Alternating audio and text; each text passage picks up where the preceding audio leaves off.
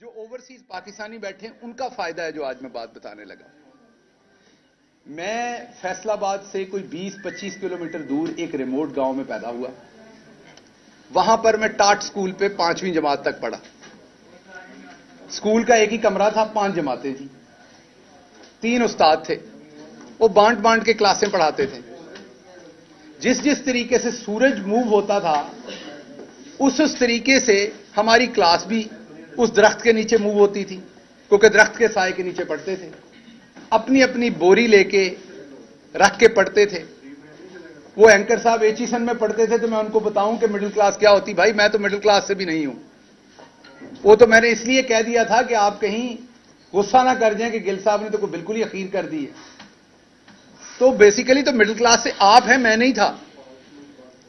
तो वो बोरी के साथ 5वीं जमात तक हमारी क्लास मूव करती थी। फिर हम हाई स्कूल गए जो गांव से कोई 3-4 किलोमीटर दूर था। हमें लगा वहां पर हम भी शहर जैसे स्कूल में बैठेंगे। वहां जाके हमें यह पता चला, 2 चीजें पता चली। एक तो यह पता चला कि वहां भी 6ठी जमात से लेके 8वीं जमात तक टाट पे ही बैठना है। अच्छा, लेकिन वहां फर्क एक था। 5वीं तक घर से अपनी बोरी लेके जाते थे, 6ठी 7वीं 8वीं वहां टाट मौजूद था, तो बोरी बस्ते में नहीं डालनी पड़ती थी। तो यह फर्क था, यह तरक्की हो गई थी। उसके बाद यह भी पता चला कि पहली दफा अंग्रेजी सीखनी है। ए क्या होता है, बी क्या होता है, सी क्या होता है, यह 6ठी जमात में पता चला। और यह पता चला जब बड़ी एबीसी लिखना सीख ली कि एक इसकी छोटी बहन भी है। जैसे बड़ी मरियम बाजी है, ऐसे कि छोटी मरियम बाजी भी है। बड़ी एबीसी अगर आपने सीख भी ली तो छोटी एबीसी भी लिखनी सीखनी पड़नी है। वो बड़ी मुसीबत थी। उसमें पता चला 4 लाइनें हैं, उनके दरमियान में कोई लफ्ज ऊपर लिखना है, कोई नीचे, तो डंडे पड़ते थे सर्दियों में। तो मेरी उनको गुजारिश है, जो दोस्त समझते हैं कि मिडिल क्लास क्या होती है, तो मैं अब आपके यूट्यूब के लाइक्स और व्यूज तो मेरे बढ़ाने का ठेका नहीं है, तो मैं तो आपके साथ नहीं आ सकता। आप किसी और बंदे को इंटरव्यू कर लें जो टाट वाले स्कूल पे पढ़ा है, ताकि आपको पता चले कि मिडिल क्लास होती क्या है। हमारी फीस होती थी ₹1.25 स्कूल की, और घर से मिलते थे 25 पैसे लंच के लिए। तो जनाब इसको लोअर मिडिल क्लास कहते हैं, मिडिल क्लास नहीं कहते जिससे मैं बिलोंग करता था। हां ठीक है, हम अपने गांव में आसूदा थे, हमसे भी बहुत गरीब लोग थे गांव के अंदर। लेकिन अगर आपसे कंपेयर करें तो ना, हमने तकरीबन मेरा ख्याल पहली दफा 11वीं जमात में पता चला कि ये पिज्जा भी कोई चीज होती है, बर्गर भी कोई चीज होती है। हमारे यहां सेब तब आता था जब कोई बंदा बीमार होता था। हमारे यहां किन्नू खाया जाता था क्योंकि घर का होता था। तरबूज खाया जाता था क्योंकि घर का होता था। यही 2-3 फ्रूट हमें पता थे। तो इसमें से निकल के शहबाज गिल पढ़ते पढ़ाते पीएचडी की शहबाज गिल ने लीडरशिप में, क्योंकि शहबाज गिल के बड़े ख्वाब थे। 30 स्टूडेंट थे मेरे साथ। कितने जी? मेरे प्राइमरी स्कूल में 5वीं जमात में जब हम पास आउट हुए तो 30 स्टूडेंट थे।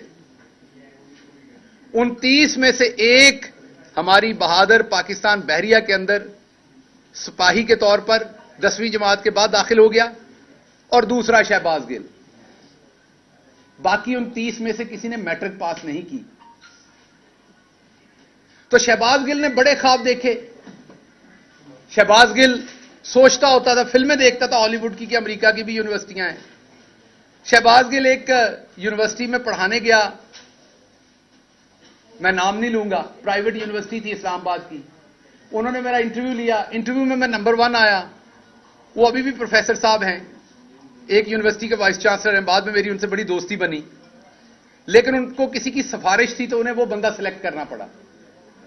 तो मेरा दोस्त जो मुझे साथ लेके गया था, वो मुझे बाहर पूछता है कि नहीं बात बनी। मैंने कहा नहीं, यूनिवर्सिटी बहुत छोटी है, मुझे ऐसी यूनिवर्सिटी में पढ़ाना है जिसके कॉरिडोर लंबे हों ताकि मेरा कोट उड़े जब मैं उसमें चलूं। तो ये राणा साहब हाई कोर्ट में चलते हैं ना, तो इनके कोट उड़ते हैं। तो मैंने फिल्मों में देखा था कि प्रोफेसर के कोट होते हैं, वो पहनते हैं और वो कोट उड़ते हैं। तो वो ख्वाब देखता था मैं, पीएचडी की लीडरशिप में, अपने पैसों से, किसी स्कॉलरशिप के बगैर। पोस्ट डॉक्टरेट करने के लिए हुकूमत पाकिस्तान ने स्कॉलरशिप दिया। जरदारी साहब बैठे हुए थे उस टाइम। उन्होंने कहा सैलाब आ गया, पैसे खत्म हो गए, गिल साहब तो आनू कोई पैसा नहीं देना। सो अपनी चीजें बेच के, अपनी प्रॉपर्टी बेच के मैं पोस्ट डॉक्टरेट करने के लिए अमेरिका चला गया। अमेरिका की दूसरी बड़ी university, university of Illinois Urbana champagne, और पूरे अमेरिका में इंटरनेशनल स्टूडेंट्स होस्ट करने वाली, जिस यूनिवर्सिटी में इंटरनेशनल स्टूडेंट पूरे अमेरिका में सबसे ज्यादा हैं, वो यूनिवर्सिटी है। जिस यूनिवर्सिटी में मैंने पढ़ने का ख्वाब नहीं देखा था, अल्लाह रब्बुल इज्जत ने करम किया और टाट स्कूल वाला बच्चा वहां पर 30 साल की उम्र में प्रोफेसर बन गया। पढ़ाना शुरू हुआ तो हम लोअर मिडिल क्लास से मिडिल क्लास में आ गए, हमारे यहां आसूदगी हो गई। अभी मैं अपने करियर के पीक तो मैं उसे नहीं कहूंगा, थोड़ा सा ऊपर था, तो मैं पाकिस्तान आता था बाकायदगी से, क्योंकि मैंने वहां की नेशनलिटी नहीं ली हुई थी।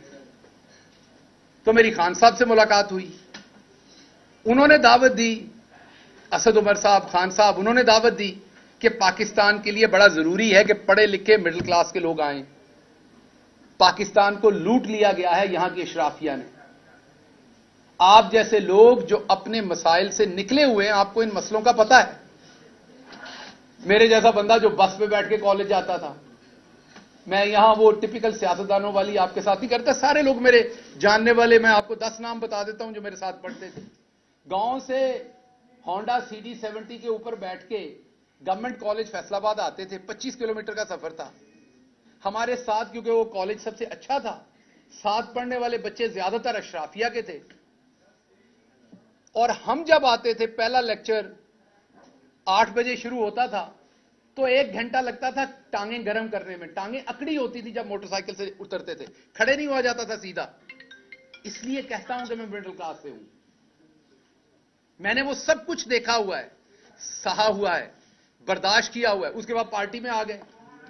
पार्टी में पहले 3 साल तो हमारी सोशल मीडिया ही हमें गालियां निकालती रही, पैराशूटर पैराशूटर। 2002 से खान साहब को सपोर्ट कर रहा हूं।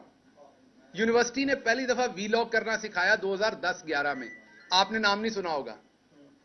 स्टूडेंट्स की मदद के लिए वहां पर वीलॉग करना सिखाया कि क्लास पढ़ाने के बाद जो उनके सवाल रह जाएं वो आप वीलॉग में बताएं उन्हें। तो मुझे अभी भी याद है, मैंने अपना बोंडा से वीलॉग रिकॉर्ड कराने शुरू किए इमरान खान की मदद में। अभी भी यूट्यूब पे उस जमाने के पड़े हुए हैं। उसके बावजूद यहां आया तो पहले 3-4 साल जो हमारे सो कॉल्ड पार्टी के वारिस है, उन्होंने कहा जी ये तो पैराशूटर है, ये कहां से आ गया। उस नफरत को बर्दाश्त किया अंदर से। बाहर की शराफिया की तो नफरत थी। अनकन्वेंशनल था, आपके साथ भी वैसे ही डील करता था, हामिद मीर साहब के साथ भी और कामरान शाहिद के साथ भी। तो मेरे लिए आप सारे साफी थे, मैं तड़ाक करके जवाब देता था जो मुझे आता था।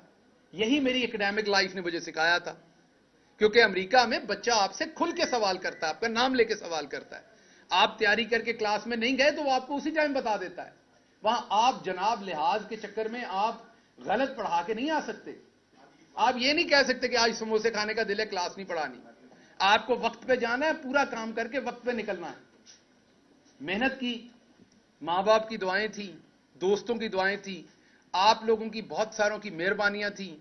मैं पॉलिटिकल लाइफ में आगे चलता गया, वजीर आजम के दफ्तर में पहुंच गए, वहां भी काम किया। लेकिन जहां जहां मैंने काम किया, मेरे कंधों पर 29 लोगों का वजन था हमेशा।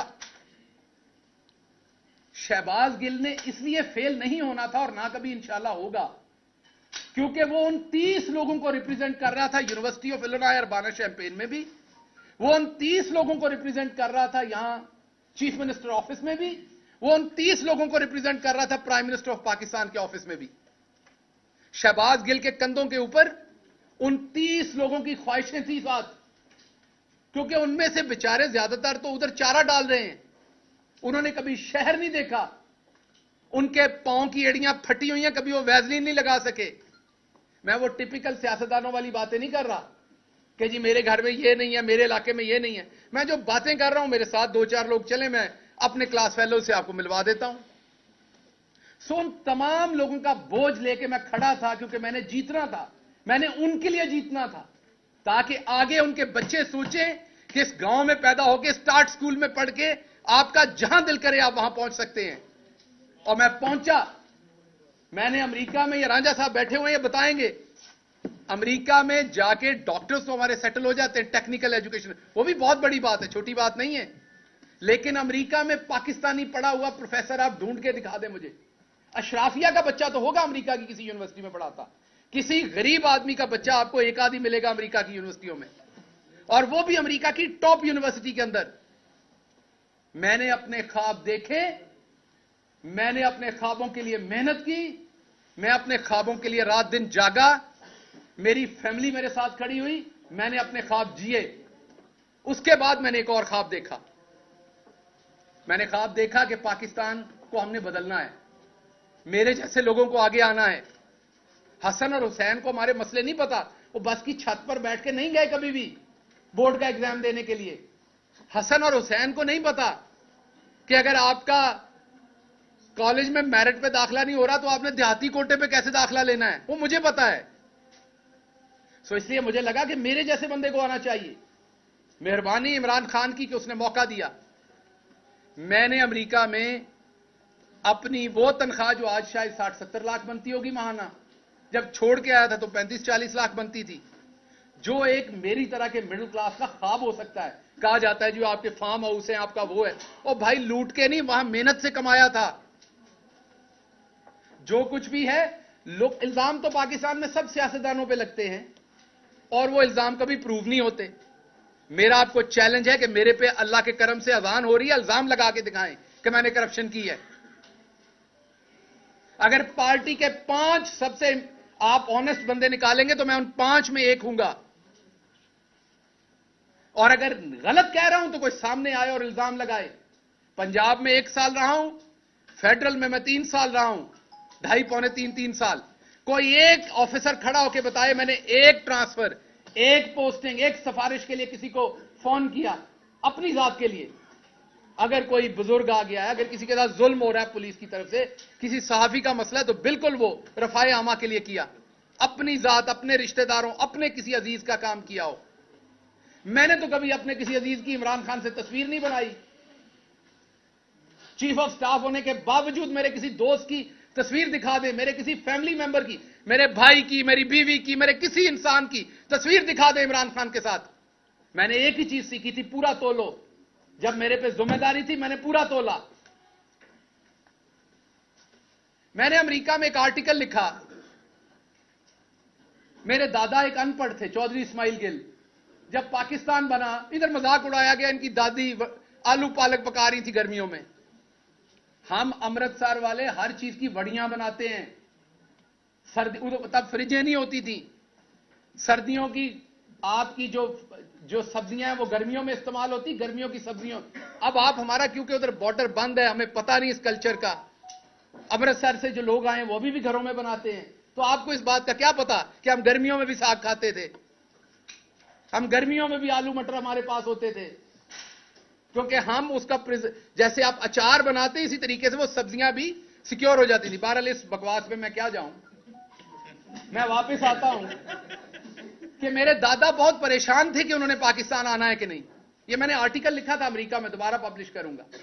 ये लिखा था जब आदित्यनाथ योगी के क्या नाम है उसका, जो यूपी का चीफ मिनिस्टर बना, जब उसने कहा कि मुसलमान चले जाएं, तो मैं अमेरिका में प्रोफेसर था पाकिस्तानी, तो मैंने एक आर्टिकल लिखा था अमेरिका की अखबार में कि मेरे दादा बहुत परेशान थे कि उन्हें पाकिस्तान जाना है कि नहीं, क्योंकि सब कुछ छोड़ के जाना पड़ना था।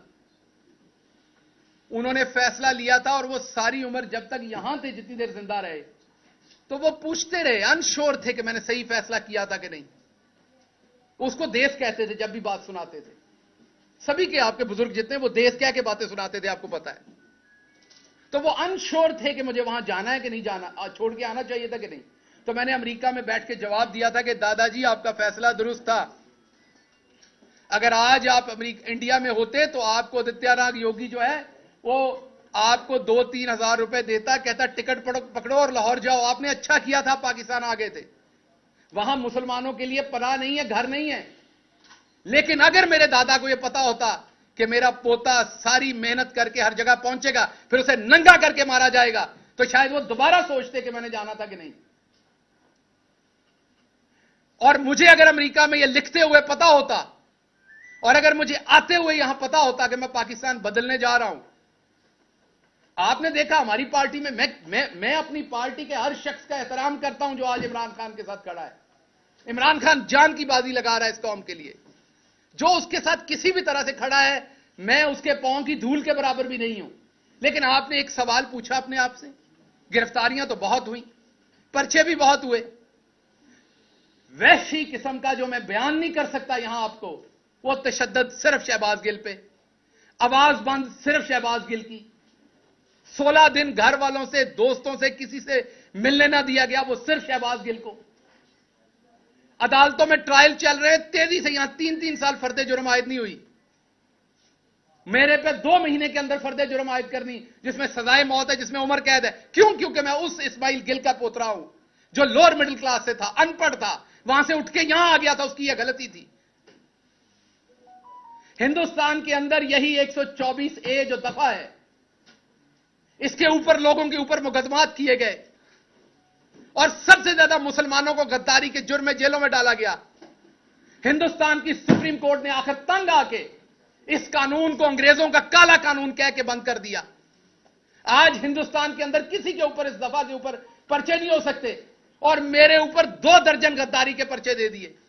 मैं कहां से गद्दार हूं? मेरा बाप कहां से गद्दार है? मेरा दादा कहां से गद्दार है? हम अपना सब कुछ छोड़ के इस मुल्क में 2 दफा हिजरत की हमने। मेरा दादा सब कुछ छोड़ के आया, मुझे मौका मिला, मैं दुनिया के सबसे सुपर पावर में गया, वहां की सबसे बड़ी यूनिवर्सिटी में गया, मैं टॉप सैलरी ले रहा था, अपने सारे मटेरियल ख्वाब जी सकता था। सब कुछ छोड़ के, अपनी फैमिली वहां छोड़ के मैं यहां आया। मुझे सबने मना किया, मुझे पछतावा नहीं है, मैं इसकी कीमत दे रहा हूं। लेकिन आपको बता रहा हूं, ओवरसीज पाकिस्तानियों को बता रहा हूं, आपको यह बुखार नहीं होना चाहिए। मैंने आज रांझा साहब को बताया, इनको भी बड़ी चुल है यहां सियासत करने की। मैंने कहा आपको यह बुखार नहीं होना चाहिए, चुप करके वहां अपना काम करें। पाकिस्तान की मदद करनी, वहां से पैसे भेजें बस। खबरदार, आप मिडिल क्लास के लोगों ने सोचा कि आप सियासत करके इन वडेरों के बराबर बैठ सकते हैं। क्योंकि मैं इनसे डरता नहीं था, मैं बराबर के जवाब देता था, मेरे अंदर खौफ नहीं था। मैं इन वडेरों की औलाद को बराबर टीवी पे टक्करता था। मुझे तब भी धमकियां दी जाती थी। मैं वाहिद हूं पीटीआई में जिसने पीटीआई की हुकूमत में आप सबके सामने हाईकोर्ट में केस भुगते, मुंह पे स्याही डलवाई, अंडे खाए, जूते मारे गए मुझे। मेरी अपनी हुकूमत, मेरा अपना चीफ मिनिस्टर, मेरी अपनी पुलिस मुझे प्रोटेक्ट नहीं कर सकी तब। क्यों? क्योंकि मैं मिडिल क्लास से था। यहां आप किसी और की हुकूमत में किसी शहजादे को हाथ लगा के देखें, ऐसी की तैसी आपकी। गरीब को तो ऐसे उठाते हैं, गरीब को तो ऐसे उठाते हैं, मिडिल क्लास के बंदे को तो ऐसे उठाते हैं जैसे उसका कोई हक ही नहीं है। एफआईआर देते हैं, मैं देखता हूं उसमें जो दफात लगी हुई हैं, इतनी तो जमातें नहीं मैंने पढ़ी सारी जिंदगी में जितनी आपने दफात लगा दी मेरे ऊपर। और मेरे बयानों को अपनी मर्जी से तोड़ मरोड़ कर पेश किया। आप कहते मैंने ये गुनाह नहीं किया, नहीं आपने किया है। जबरदस्ती है आपके ऊपर कि आपने किया है गुनाह। अब क्या हो रहा है? छुपा के एफआईआर दी जा रही है। अगर मैं पॉइंट आउट करता हूं, कहते पार्टी छोड़ रहा है। लोग अपने अपने वीलॉग्स के व्यूज बढ़ाने के लिए शहबाज गिल पार्टी छोड़ने की सोच रहा है। शहबाज गिल ने अपना सब कुछ जला दिया इस मुल्क के लिए। इमरान खान के साथ अभी भी खड़ा है, पार्टी छोड़ने के लिए खड़ा है। सो इसलिए मैं आज की प्रेस कॉन्फ्रेंस में जो सबसे इंपॉर्टेंट बात आपसे करने जा रहा था, वो अब करने जा रहा हूं। मेरे ऊपर एक बलूचिस्तान में एफआईआर दी गई, जिसको हमने वहां पर वकला हायर किए। आम बंदे के लिए आम बात है। अमीर आदमी के घर में कोई बीमार हो जाए ना, आम बात है। ड्राइवर होता है, मैनेजर होता है, हॉस्पिटल फोन हो जाता है, वहां सब कुछ तैयार हो जाता है। ये पीछे असलम साहब खड़े हैं, इनसे पूछें हमारे जैसे फैमिलियों में जब कोई बीमार होता है तो क्या होता है? पहला फिक्र पैंदी है पैसे कितों ले आने ने। चलें ठीक है, मैं आप लोगों में से आसूदा हो गया अमेरिका जाने में, लेकिन जानता तो हूं ना ये सारे मसले। इसी तरह जब केस बनता है ना गरीब आदमी पे, मिडिल क्लास पे, तो उसको पता होता है मैंने उस अदालत में पहुंचना कैसे, मैंने वकील कहां से करना है, मैंने इस मुकदमे को कैसे लड़ना है।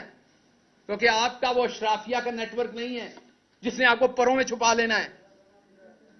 बलूचिस्तान में केस हुआ, बलूचिस्तान की हाई कोर्ट में गए, बलूचिस्तान के जज साहब ऑर्डर कर रहे हैं कि अगर कोई और एफआईआर है शहबाज गिल पे तो वो ले आओ।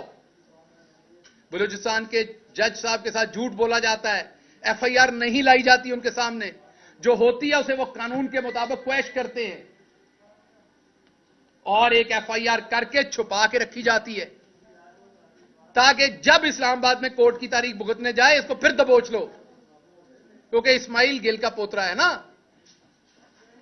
ये कौन सा किसी नवाब का पोतरा है, दबोच लो दोबारा।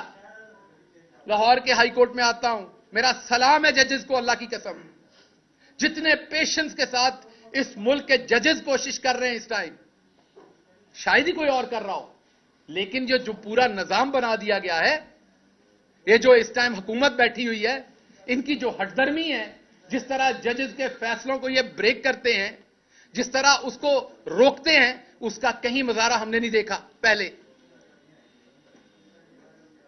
6 के करीब हेयरिंग्स हुई, हर दफा जज साहब ने कहा लाएं कौन सी एफआईआर है, झूठ बोले गए, नहीं बताया गया।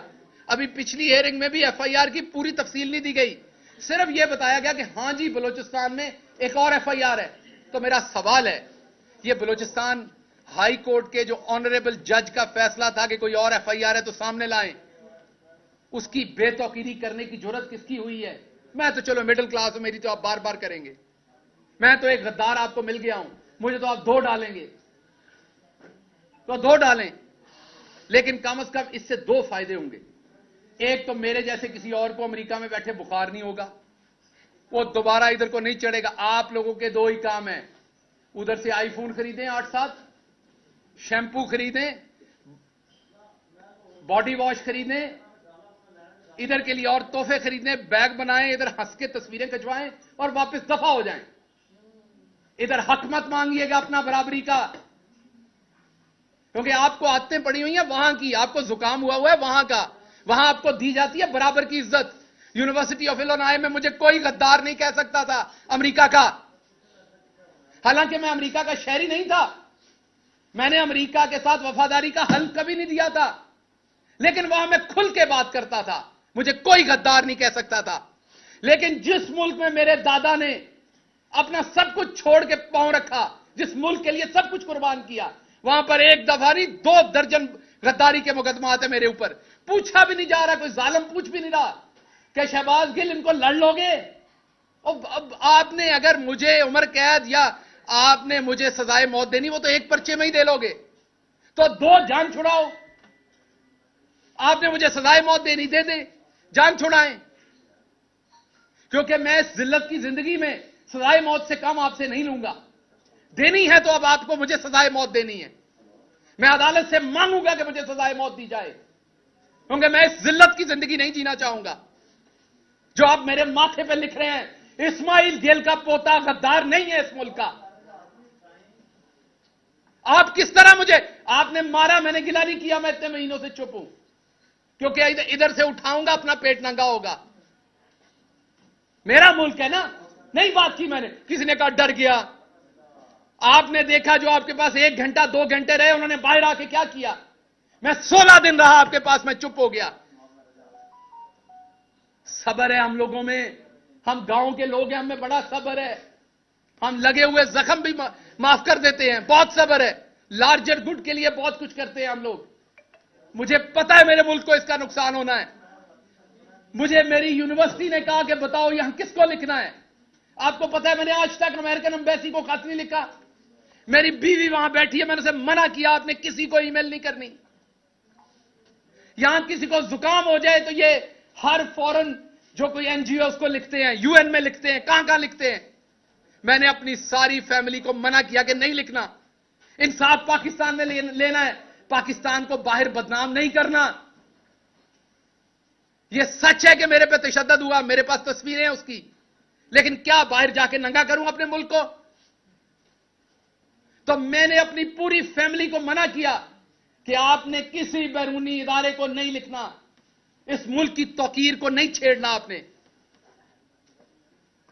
तो उसका सिला अगर सजाए मौत है तो दे दीजिए, लेकिन ये बार बार मुकदमे ना कीजिए। मिडिल क्लास हूं, तकलीफ होती है, मैंने हराम नहीं कमाया हुआ गवर्नमेंट में, मैंने लोगों को हराम कमा के नहीं दिया हुआ। मैंने ट्रांसफर पोस्टिंग डीसी डीपीओ नहीं लगवाए हुए। मैंने हाउसिंग अथॉरिटीज के एनओसीज नहीं लेके दिए हुए। मैंने ग्रिड स्टेशंस के एनओसीज नहीं लेके दिए हुए। मुझे तकलीफ होती है इन केसेस को लड़ते हुए। आपने एक बनाया, उसके अंदर 13 दफात हैं, उसमें सजाए मौत भी हो जाएगी। करवाएं, शौक से जान छुड़ाएं, ताकि आइंदा कोई ये ख्वाब ना देखे, कोई मिडिल क्लास का शख्स ना देखे कि वो ऐवान में जा सकता है।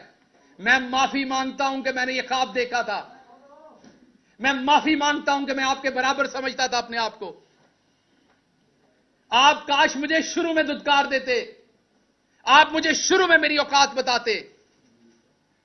सो इसलिए मैं दोबारा आपको कहता हूं, मेरे पे मुकदमात करने सामने करें, ये छुपा छुपा के ना करें। मैं इतना ताकतवर शख्स नहीं हूं, ना मेरे पास कोई इतना नेटवर्क है पाकिस्तान के अंदर कि मैं आपके छुपे हुए मुकदमा ढूंढ लूंगा, कभी वहां से बलूचिस्तान से।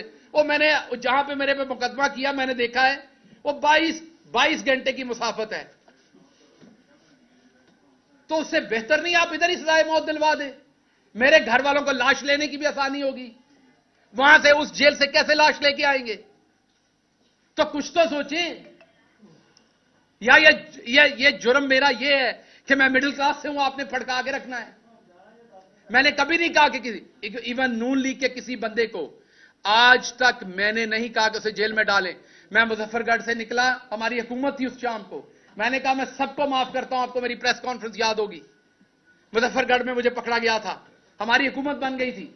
मैंने कहा यहां से ऐलान करता हूं, मेरी पार्टी किसी नून लीग वाले को सियासी मुखालफत बयानबाजी में अंदर करेगी, मैं खिलाफ खड़ा हूंगा जाके। अभी भी कहता हूं, हमेशा खिलाफ खड़ा हूंगा। एक तरफ करप्शन करने वाले नवाज शरीफ के बेटे की तस्वीर लीक हो गई थी, तस्वीर लीक हो गई थी, कुर्सी पे बैठे साथ टिश्यू पेपर का डब्बा भी था, और मेरी रात के 2 बजे तशद्दुद करके मेरा ये जबड़ा तोड़ के तस्वीरें खींच के मुझे ह्यूमिलिएट करने के लिए रिलीज की गई, इसलिए कि मैं चौधरी नजीर अहमद गिल का बेटा था, मैं मिडिल क्लास था, मेरा कोई रौला डालने वाला नहीं था। मैंने किसी सहाफी को पेट्रोल पंप या उनके प्लॉट नहीं दिए हुए थे, मेरी माफिया नहीं थी। ख्याल करें, कुछ ख्याल करें। ये ला इलाहा इल्लल्लाह मोहम्मद रसूलुल्लाह के नाम पे बना है मुल्क, ख्याल करें कुछ। अगर आम आदमी गलती से पहुंच जाता, ख्याल करें कुछ। बड़े सारे ख्वाब है मेरे गांव के मेरे साथ जुड़े हुए, बड़ी सारी ख्वाहिशें हैं उनकी अभी, और मैंने सब लोगों की तरह उनको डबोया नहीं है। आपने मुझे 16 दिन रखा, आप मुझे दोबारा 16 दिन रखें, मेरे पे एक छींटा करप्शन का निकाल के दिखाएं। पाकिस्तान में आज करप्शन करना नॉर्मल है। मेरी फैमिली ने एक दफा 2000 रुपए का पेट्रोल, सरकारी गाड़ी का 2000 रुपए का पेट्रोल जो है वो प्राइवेट गाड़ी में डाल दिया। मैंने अपनी फैमिली से लड़ाई की, मैंने वो 2000 का पेट्रोल उसी टाइम कैश के साथ सरकारी गाड़ी में डाला। मैंने इबादत समझ के ये काम किया है। सो इसलिए या तो मुझे सजाए मौत दे, ये वाले काम मेरे साथ ना करें। हर दूसरे दिन है आप मेरे पे एफआईआर दे देते हैं। मैं राणा सनाउल्लाह साहब उसके बाद कहते हैं कि जी भुगते हैं जी, इनके रोने निकल गए। मैं मास्क मांग रहा था, मैं रो नहीं रहा था। आपका सांस बंद होगा तो आपके मुंह से भी निकलेगी वो चीज। मेरा सांस बंद था। मैं चुप इसलिए हूं कि मैं बोलूंगा तो उसमें बेतौकीरी है। मैं बुजदिली से चुप नहीं हूं, मैं बेतौकीरी से चुप हूं। गुस्सा है अभी मेरे अंदर, मैं किसी अपने के बारे में कुछ गलत ना कह दूं, क्योंकि मैं गलत, आप अपना आपके साथ गलत भी करता है ना, तो आप गलत वापस नहीं कह सकते। जिससे आपने सारी जिंदगी प्यार किया हो ना, आपके साथ वो ज्यादती भी कर जाए तो आप वापस गलत नहीं कहते। मुझे अदराक है कि मेरे मुंह से कुछ गलत नहीं निकलना चाहिए, वरना इससे ज्यादा मेरे साथ और क्या होना है। जो हो चुका है, जो हो रहा है, मेरी आपने पूरी जिंदगी पिछले 6 महीने में तबाह करके रख दी। आप यहां तक नहीं रुके कि आपने मेरी बीवी पे झूठे केसेस बना दिए। मेरी बीवी जो कि एक प्रोफेसर है, पढ़ाती है, वहां पे पढ़ती है, पीएचडी कर रही है, आपने उस पर झूठे केसेस बना दिए ताकि वो पाकिस्तान ना आ सके। मुझे आपने ईसीएल पे डाल दिया ताकि मैं अपनी फैमिली से ना मिल सकूं। सब कबूल है, गद्दार मत कहिए, गद्दार नहीं हूं मैं। और जो करना है वो एक एफआईआर में कर लीजिए, आपके हाथ में है। और मैं आपको बता दूं, मुझे किसी ने नहीं बचाना, मुझे यह भी बताया। अगर फांसी आपने देने का सोच लिया तो लगनी है, मैं हाजिर हूं, क्योंकि मैं बच नहीं सकता, तो मैं अब और क्या सोचूं, तो मैं हाजिर हूं, अब कर लीजिए। अगर जिंदगी इतनी लिखी तो ऐसे सही। लेकिन आपको पता है कि जिस दिन सजाए मौत दी जाती है उस दिन भी नहला के धुला के दी जाती है, उस दिन भी आपको खाना खिलाया जाता है, आपकी किसी सूरत तजलील नहीं की जाती। ये तजलील ना करेंगे, मुझे पता ही नहीं होता एफआईआर कहां है। मैं हर रोज नई एफआईआर ढूंढ रहा हूं, अदालतों के चक्कर लगा रहा हूं, जी बता दे मेरी एफआईआर कहां है। और आवाज बुलंद करता हूं कि पार्टी के लोग मुकदमे नहीं करते, कहते हैं जी पार्टी पे तनकीद कर रहा है। और भाई मैं बता रहा हूं, मैं असद उमर को देखता हूं, वो हर अदालत की पेशी पे खुद पहुंचे होते हैं। हक किनका लड़ रहे हैं?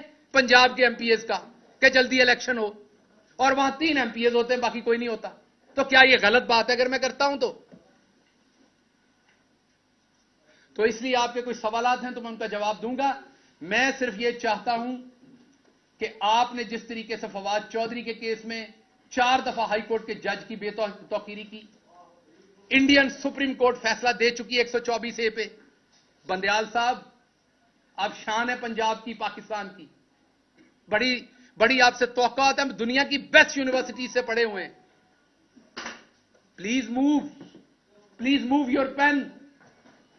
अगर आप अभी जस्टिस नहीं करेंगे ऑनरेबल जज साहब, तो कब करेंगे? अगर इंडियन सुप्रीम कोर्ट हटा सकती है, अंग्रेज जो हमारे ऊपर गासिब था, हम जिसके गुलाम थे, वो कहता था इस केस में आप गद्दार हैं, अब तो ये हमारा अपना मुल्क है, अब हम गद्दार कैसे हो गए? या फिर बता दीजिए कि ये अभी भी सिर्फ अशराफिया का मुल्क है, मिडिल क्लास गांव के लोग अभी भी यहां गद्दार हो सकते हैं। बताएंगे किसी एक शहजादे को आपने गद्दार कहा हो? बताएंगे किसी एक शहजादे पे आपने चला होगा तो हबीब जालिब पे चला होगा, चला होगा तो फैज पे चला होगा। मिडिल क्लास के लोगों को ही गद्दार कहा गया, उन्हीं पे केसेस चले। तो इसलिए मेहरबानी कीजिए चीफ जस्टिस साहब, आपकी खामोशी भी अब तकलीफ देती है। मेहरबानी कीजिए, पाकिस्तानी आपकी तरफ देख रहे हैं। पूरे एहतराम से मैं कह रहा हूं, मैं पूरे एहतराम से जजेस को कह रहा हूं कि आपकी तरफ देख रहे हैं। मैं आपसे यह भी वादा करता हूं, कोई आया तो मैं उसे एयरपोर्ट पे खुद रोकूंगा। मैं आप किसी ओवरसीज पाकिस्तानी को सियासत में नहीं आने दूंगा जो ईमानदारी से सियासत करना चाहता है। हां, वो वाले तो आएंगे जो आते हैं, वजीर आजम बनते हैं, काम पूरा करते हैं, बक्सा उठा के वापस चले जाते हैं। कोई हमारी तरह का आने लगेगा ना मिडिल क्लास, तो मैं उसे कहूंगा नहीं आना। मुझे यह समझ आ गई है कि हमारी ये औकात नहीं है। मुझे अच्छी तरह से समझ आ गई कि हम इस चीज के लिए नहीं बने। मुझे यह भी अच्छी तरह समझ आ गई, इवन यहां बैठे भाइयों ने भी अभी मेरे कपड़े उतारने हैं, शहजादों के नहीं उतरने। शहजादों से सवाल नहीं, ऊंची आवाज में सवाल नहीं हो सकता। यहां पे बैठे भाइयों ने भी, डॉक्टर साहब आप तब ये किया करते थे, आप अपनी हुकूमत में ये किया करते थे, आपको तब शर्म नहीं आती थी, आपको तब ख्याल नहीं आता था। क्योंकि आपको भी पता है आगे मिडिल क्लास बैठा हुआ है। सो ये हमने पूरा माशरा जानवरों का माशरा बना दिया है। इवन जंगल में भी हकूक होते हैं, हमने जंगल से भी ऊपर काम कर दिया है। मैं नहीं बोलना चाहता, इसलिए खुदारा दोबारा सोचिए। हम इस मुल्क के शहरी हैं, हम इस मुल्क से मोहब्बत करते हैं। इस मुल्क के अदलिया हो, कोई भी इदारा हो, हर इदारे का एहतराम करते हैं, मोहब्बत करते हैं। पॉलिटिकल डिफरेंसेस हो सकते हैं, इसलिए इनको पॉलिटिकल डिफरेंस रहने दीजिए, इस हद तक ना जाइए। हमने नवाज शरीफ की तरह करप्शन नहीं की हुई, हमने पैसा नहीं बनाया हुआ। हम पे 1-2 केस बनाए, उसमें मैंने बार बार कहा सजाए मौत करा दें। इतनी लंबी चौड़ी ये कोई, आपने तो इतनी तो रेस्टोरेंट के अंदर डिशेस का मेन्यू नहीं होता जितनी एफआईआर दे मारी हैं। एक मिडिल क्लास बंदा किधर से उनको पकड़े, किधर से पूरा करे? कोई सवाल आज जी? डॉक्टर साहब ये फरमाइएगा कि पहली बात तो ये है डॉक्टर साहब कि जितने भी हमारे सहाफी हैं, जो कुर्सी पे होता है हम सवाल करते हैं। नहीं हाजिर हूं। हाँ, और सख्त सवाल भी करते मैं हैं। माजरत अगर मेरी कोई बात आपको बुरी लगी। बात नहीं, हमें ये नहीं है, और ऐसा नहीं है कि हम किसी पे ऐसे कर रहे हो, ये गलत बात है, ऐसा नहीं है।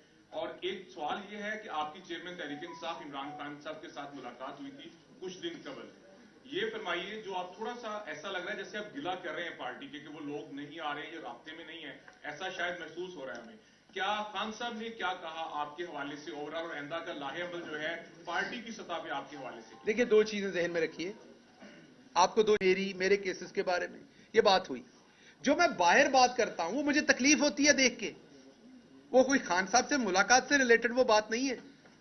मुझे बताइए ना, असद उमर साहब इस्लामाबाद से लाहौर आते हैं, मुझे बताइए ना, असद उमर साहब इस्लामाबाद से लाहौर, 4 वहां पर लोग यहां से लाहौर से उठ के जाते हैं, कहेगा पार्टी में ये कौन झंझोड़ेगा इन्हें? चले मेरे केस में तो उसमें से तो वो तो केस सबका है ना। बिल्कुल इसका किसी और वजह से, और बात करता रहूं, खाया कि बात करें, बात करता रहूं। आप या दूसरे लोग हैं वो अशराफियां हैं, उनकी बातों के अंदर wheels with in the wheels होते हैं, जो कर दी है और इतनी ही है। डिसिप्लिन का पाबंद हूं। आप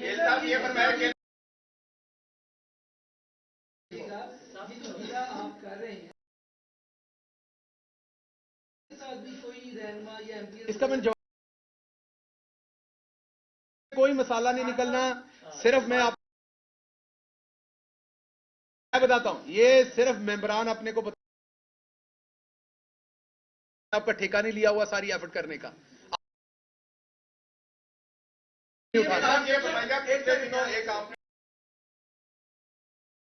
आप वही वर्ड दोहराए जो के दोहराते हैं कि आप तीनों के साथ इर्द गिर्द हैं। इधर भी होंगे 4-5, हर जगह ही होते। दोबारा अगर हुकूमत में आए इमरान खान,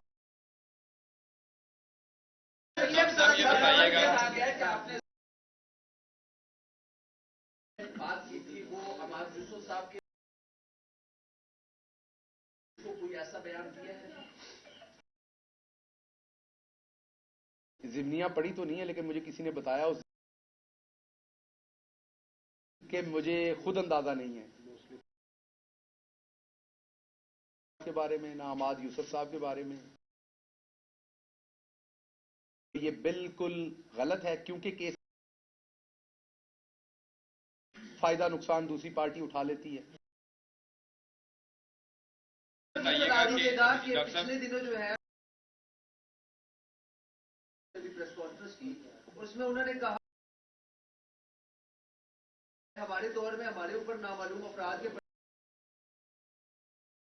से पर्चे दिलवाए जा रहे हैं इनके खिलाफ। 90 में वहां भी आपने कहा था कि नामालूम वाले मामला या ऐसे ही चलते रहेंगे। छुट्टी नहीं करनी और उनसे ये सवाल जरूर पूछना है।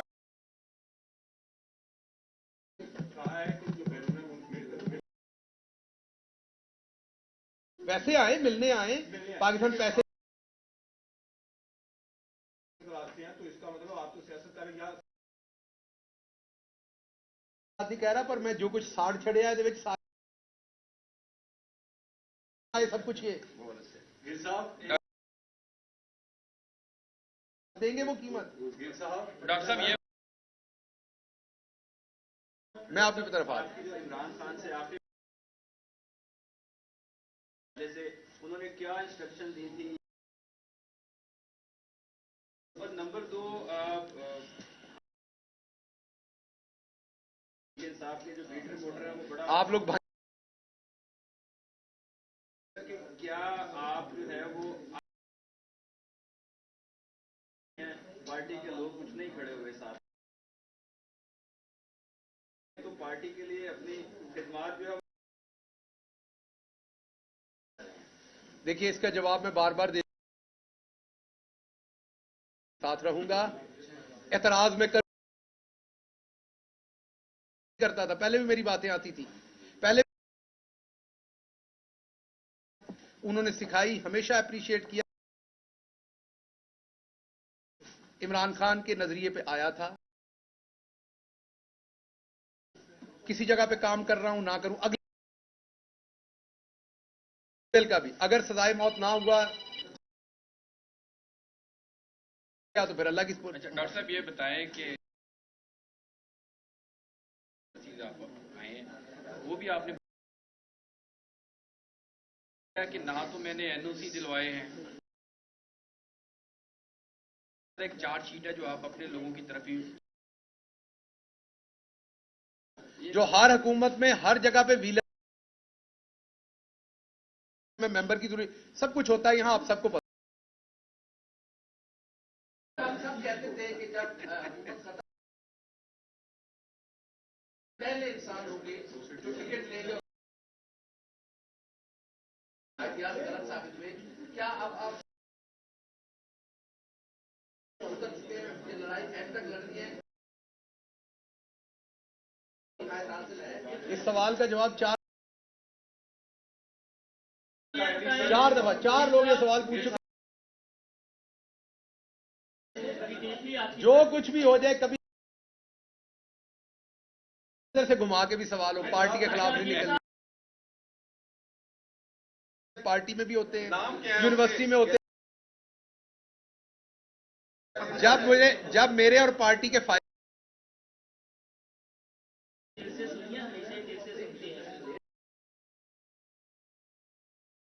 जिनके साथ प्यार मोहब्बत होती है उनके बारे में सुवाया कलमात ही कहते हैं। आपके साथ 5.5 साल साथ ही निकालनी चाहिए और आप भी हाथ आप अभी इमरान खान साहब से सवाल उनसे नहीं पूछा, अगली बार जाएं तो जरूर पूछिएगा।